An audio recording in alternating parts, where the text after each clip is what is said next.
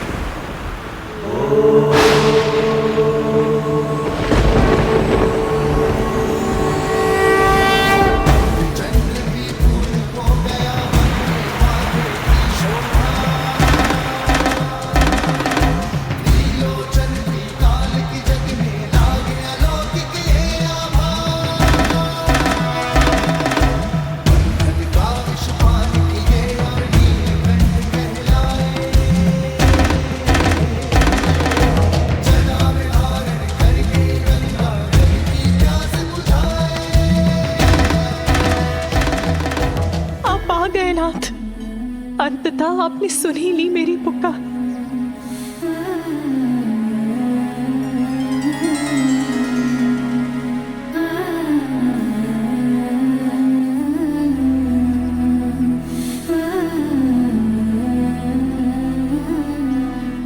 ये क्या उमा,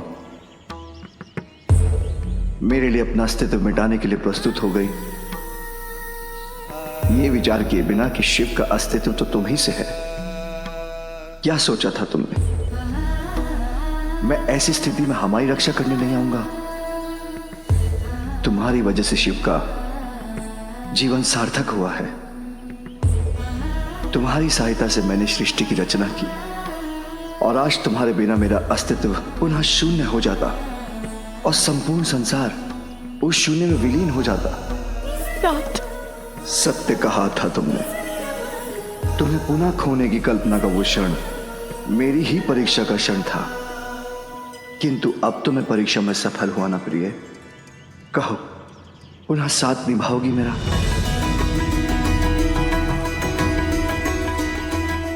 अपना हाथ मेरे हाथ में थाम कर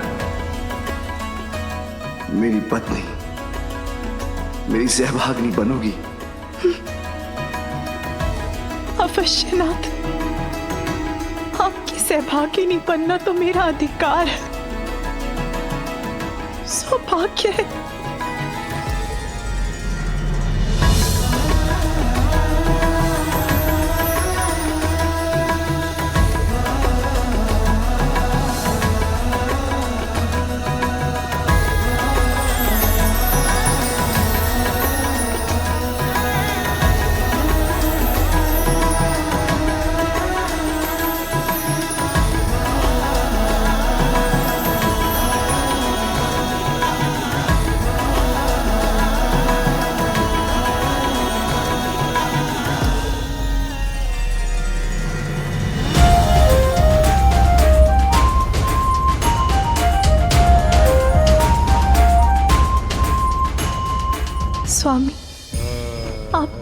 सम्मान भी है। आपसे दूर रहकर कितनी द्रवित रही हूं मैं। उमा, तुम्हारे वियोग की असहनीय पीड़ा से तो मैं भी व्याकुल रहा हूं।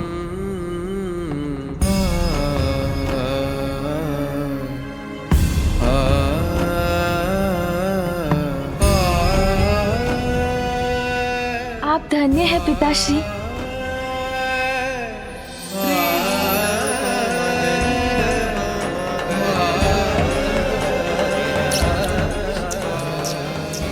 प्रभु, हम सफल हो गए। महादेव और माता पार्वती को पुनः साथ कर दिया हमने। प्रभु और माता के इस महामिलन की प्रसन्नता में मेरे ये अश्रु बह जाने। मूषक जी, आपके आनंद का अतिरेक सर्वथा उचित है।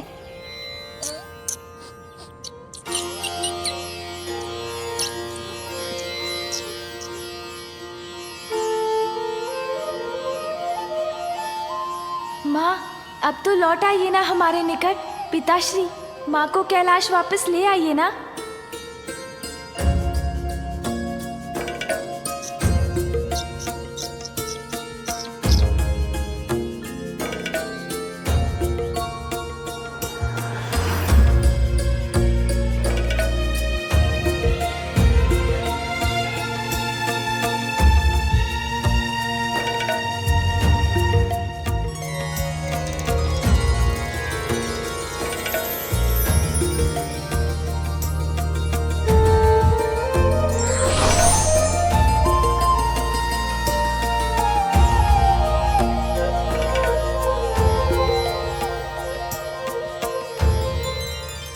स्वामी, शिव और शक्ति के शुभ मिलन का समय आ गया है।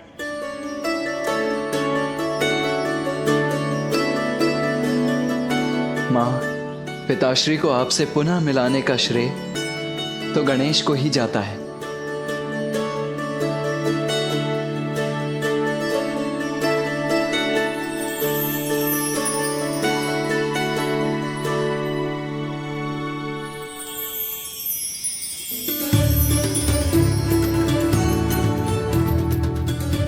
आप लौट आई माँ, मैं बहुत प्रसन्न हूँ।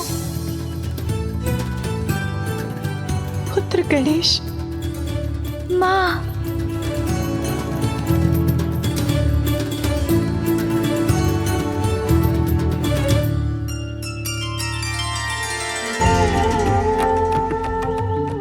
महादेव के संपूर्ण परिवार को पुनः एक साथ देखकर अद्भुत आनंद का अनुभव हो रहा है। भ्राता नारायण, आपको भी कृत कृत धन्यवाद। मैं अत्यंत भाग्यशाली हूं कि आप मेरे भ्राता हैं। उमा, कैलाश का कण कण तुम्हारी प्रतीक्षा कर रहा है। आओ, अब वहां लौट चलो मेरे साथ। अवश्य नाथ, इतने वर्षों से कैलाश से वंचित मैं भी वहां लौटने के लिए व्यग्र हूं, क्योंकि मुझे पुत्र कार्तिकेय के लिए उसका प्रिय भोजन और पुत्र गणेश के लिए उसके प्रिय मोदक भी तो बनाने हैं। अपने दोनों पुत्रों पर अपना लाड़ उड़ेलने का आनंद भी तो प्राप्त करना है। आओ, आओ। किंतु माँ अभी कैसे कैलाश जा... क्या गणेश? वो प्रण भूल रही है माँ कि जब पिताश्री पुनः आपसे विवाह कर आपको कैलाश ले जाएंगे, तभी आप उनके साथ जाएंगी।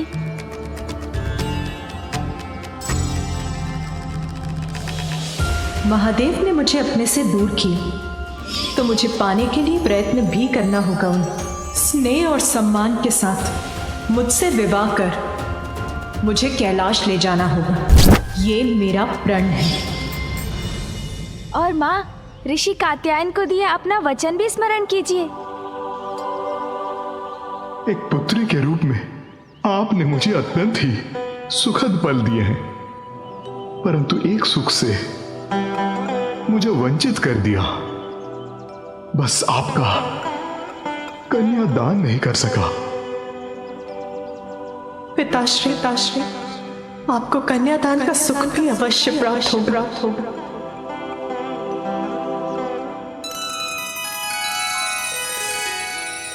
ऐसा है तो पिताश्री को आपसे विवाह तो करना ही होगा माँ।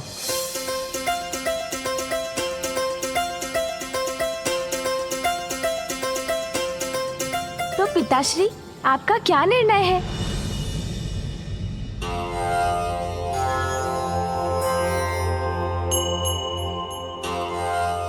महादेव, गणेश का कथन उचित है। देवी पार्वती को अपने प्रण और वचन दोनों की मर्यादा रखनी होगी, जो आप दोनों के विवाह से ही पूर्ण हो सकती है। अब जो उचित है वही करना है आपको। जो अनिवार्य है उसमें विचार कैसा पिताश्री? हाँ महादेव, आपको देवी पार्वती से विवाह करना ही होगा। हाँ कीजिए ना पिताश्री। विवाह के लिए हामी भरिए ना महादेव। विवाह के लिए हामी भरिए महादेव। शीघ्र उचित निर्णय लीजिए महादेव। हाँ महादेव, आपको विवाह करना ही होगा। हाँ कर दीजिए ना पिताश्री।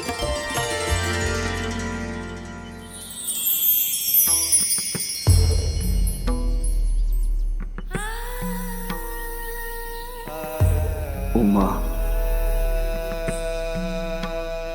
क्या मुझसे पुनः विवाह करोगी? अवश्य नाथ।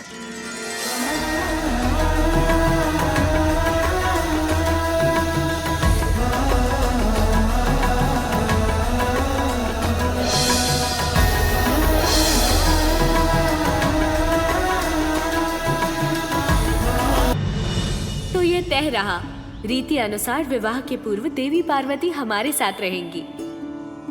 आप विवाह के लिए बारात लेकर आइए, तभी विवाह उपरांत वधू रूप में देवी पार्वती का साथ प्राप्त होगा आपको। अच्छा,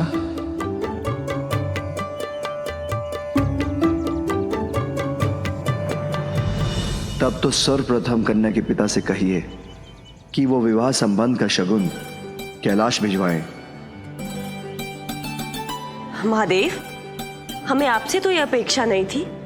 आप तो अभी से ही वर पक्ष के समान व्यवहार कर रहे हैं। वर पक्ष वाले हैं तो वर पक्ष जैसा ही व्यवहार करेंगे ना।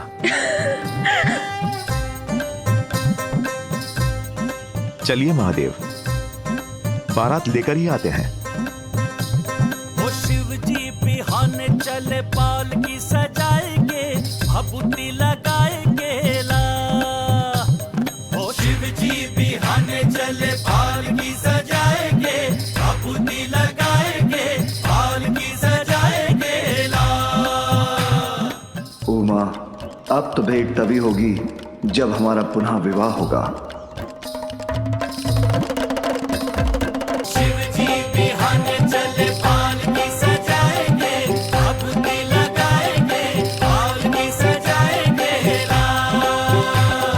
शिव जी बिहाने चले, पाल की सजाएंगे, भभूति लगाएंगे, पाल की सजाएंगे ला।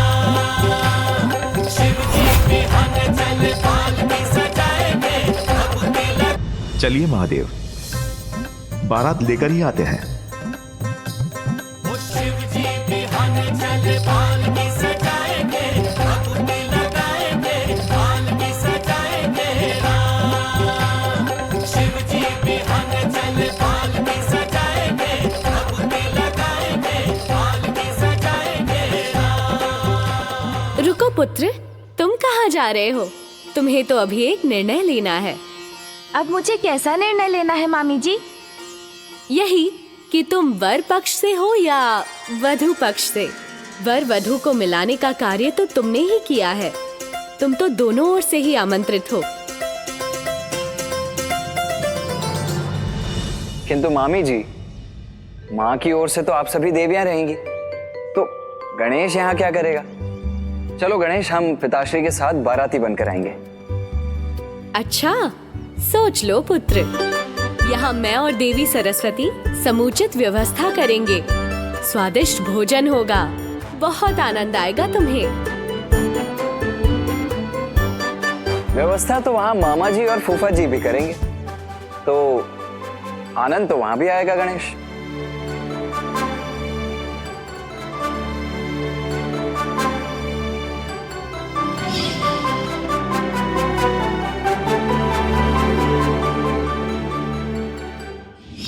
मैं यहाँ माँ के साथ रहूंगा तो भांति भांति के स्वादिष्ट व्यंजन तो अवश्य होंगे।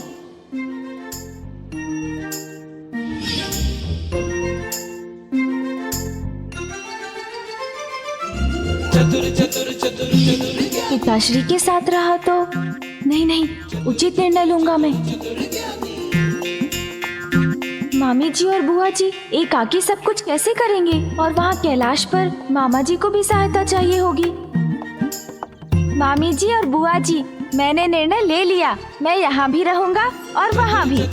यहाँ भांति भांति के स्वादिष्ट पकवानों को खाकर उनकी ऊर्जा लूंगा और वहाँ उस ऊर्जा से पिताश्री की सहायता करूँगा।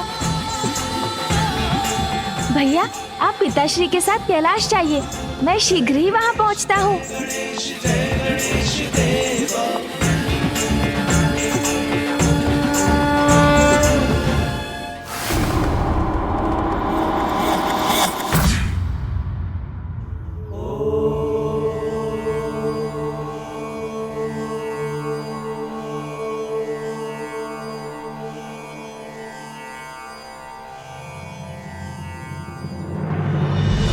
मैंने महादेव से तो कह दिया था कि बारात ले आइए, किंतु विवाह का आयोजन कहाँ और कैसे होगा?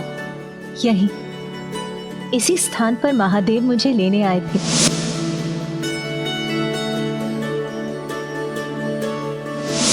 तो विवाह के लिए इससे उत्तम स्थान और क्या हो सकता है?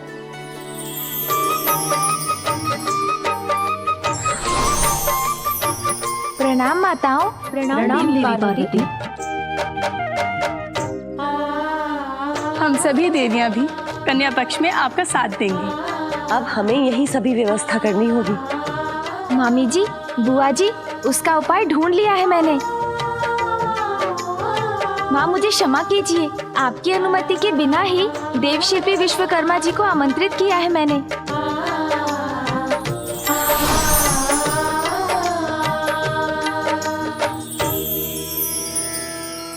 माता पार्वती, मुझे आपके विवाह में सहायता करने का सम्मान प्राप्त होगा।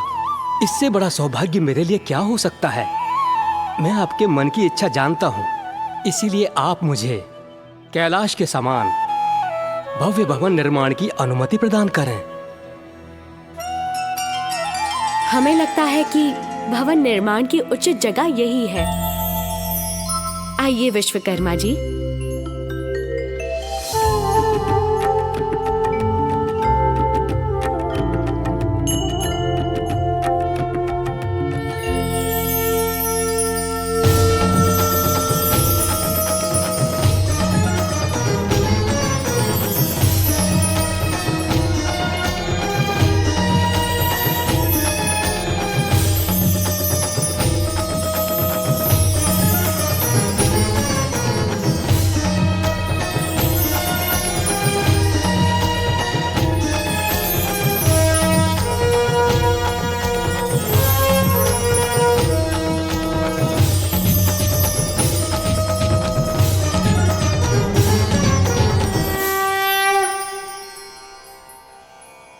ग्रह तो नारी से ही पूर्ण होता है, बिना किसी नारी के कैसे होगा सब?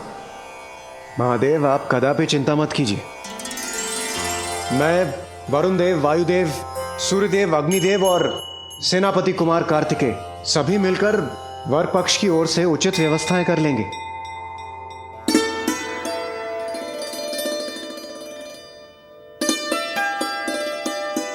अवश्य इंद्रदेव, आप बस निर्देश दीजिए, कहां से प्रारंभ करें हम? हाँ, सर्वप्रथम हमें भोजन की व्यवस्था करनी चाहिए। हाँ, यही उचित होगा। क्षमा चाहता हूं इंद्रदेव, किंतु मेरे विचार से सर्वप्रथम हमें सजावट करनी चाहिए। ये उचित होगा। आज्ञा दीजिए प्रभु, आज्ञा दीजिए। नहीं सूर्यदेव, सजावट का काम तो होता रहेगा, किंतु भोजन की व्यवस्था करने में अधिक समय लगता है, इसलिए हमें शुरुआत वहीं से करनी चाहिए। किंतु हम तो वर पक्ष से हैं ना, और हमें तो कन्या पक्ष के यहाँ जाना है, तो फिर हम भोजन किसे कराएंगे? तो क्या सूर्यदेव, आप अतिथियों का आदर सत्कार बिना भोजन के करेंगे? किंतु सूर्यदेव उचित कह रहे हैं। अतिथि सत्कार और भोज तो कन्या पक्ष का दायित्व है। भोजन तो कराना ही होगा, यही नियम है। शांत हो जाइए, आप सभी शांत हो जाइए।